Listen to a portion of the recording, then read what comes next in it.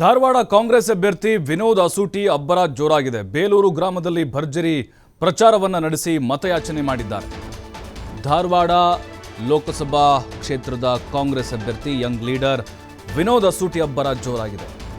ಬೇಲೂರು ಗ್ರಾಮದಲ್ಲಿ ಭರ್ಜರಿ ಪ್ರಚಾರ ನಡೆಸಿ ಮತ ಶಿಕಾರಿ ನಡೆಸಿದ್ದಾರೆ. ಶ್ರೀ ವಿಠಲ ಗಣಪತಿ ದೇವಸ್ಥಾನಕ್ಕೆ ಭೇಟಿ ನೀಡಿ ಆಶೀರ್ವಾದವನ್ನ ಪಡೆದಿದ್ದಾರೆ. ಸುಳ್ಳು ಹೇಳುವ ನಾಯಕರಿಗೆ ಈ ಬಾರಿ ಪಾಠ ಕಲಿಸಬೇಕು ನೀವೆಲ್ಲ ಸೇರಿ ಜನರಲ್ಲಿ ಮನವಿ ಮಾಡಿಕೊಂಡಿದ್ದಾರೆ ಕಾಂಗ್ರೆಸ್ ಅಭ್ಯರ್ಥಿ ವಿನೋದ್ ಅಸೂಟಿ.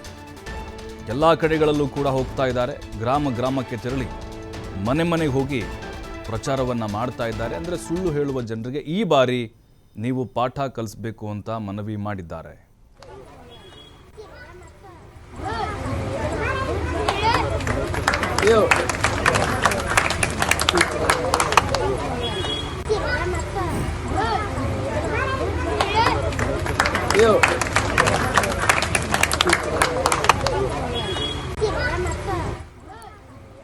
ಧಾರವಾಡ ಲೋಕಸಭಾ ಕ್ಷೇತ್ರದ ಕೈ ಅಭ್ಯರ್ಥಿ ವಿನೋದ್ ಅಸೂಟಿ ಹೋದ ಕಡೆಯಲ್ಲೆಲ್ಲ ಅಪಾರವಾದಂಥ ಜನಬೆಂಬಲ ಸಿಗ್ತಾ ಇದೆ. ಗ್ರಾಮಸ್ಥರು ಹಾರ ತುರಾಯಿ ಹಾಕಿ ಶಾಲು ಹೊದಿಸಿ ಸನ್ಮಾನ ಮಾಡ್ತಾ ಇದ್ದಾರೆ. ಅಷ್ಟೇ ಪ್ರೀತಿ ತೋರ್ತಾ ಇದ್ದಾರೆ.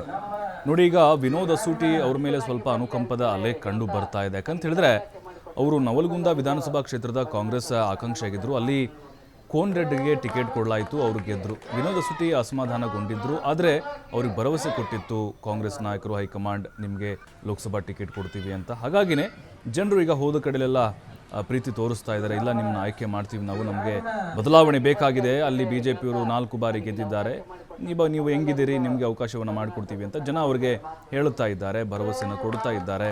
ಇನ್ನು ಅದೇ ಒಂದು ಗೆಲುವಿನ ನಿರೀಕ್ಷೆಯಲ್ಲಿ ವಿನೋದ್ ಅಸೂಟಿ ಕೂಡ ಅಬ್ಬರದ ಪ್ರಚಾರವನ್ನು ಮಾಡ್ತಾ ಇದ್ದಾರೆ. ಬೇಲೂರು ಗ್ರಾಮದಲ್ಲೂ ಕೂಡ ಅಷ್ಟೇ ಅಪಾರವಾದಂಥ ಜನಬೆಂಬಲ ಅವರಿಗೆ ಸಿಕ್ತು.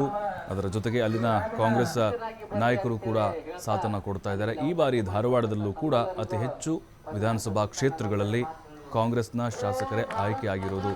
ಇದೆಲ್ಲವೂ ಕೂಡ ವಿನೋದ್ ಅಸೂಟಿಗೆ ಕೈ ಹಿಡಿಯುವ ಸಾಧ್ಯತೆಗಳಿದೆ ಅನ್ನೋದು ಲೆಕ್ಕಾಚಾರ ಆಗಿದೆ ಕಾಂಗ್ರೆಸ್ ನಾಯಕರದು. ಶ್ರೀ ವಿಠಲ ಗಣಪತಿ ದೇವಸ್ಥಾನಕ್ಕೆ ಭೇಟಿ ಕೊಟ್ಟು ಆಶೀರ್ವಾದವನ್ನು ಪಡೆದುಕೊಂಡು ಅದಾದಮೇಲೆ ಅಲ್ಲಿ ಬೇಲೂರು ಗ್ರಾಮದಲ್ಲಿ ಪ್ರಚಾರ ಸಭೆಯನ್ನು ವಿನೋದ್ ಅಸೂಟಿ ಅವರು ನಡೆಸಿದರು. ಅಲ್ಲಿ ಮಹಿಳಾ ಬೆಂಬಲಿಗರು ಕೂಡ ಅವ್ರಿಗೆ ಸಾಥನ್ನು ಕೊಟ್ಟರು.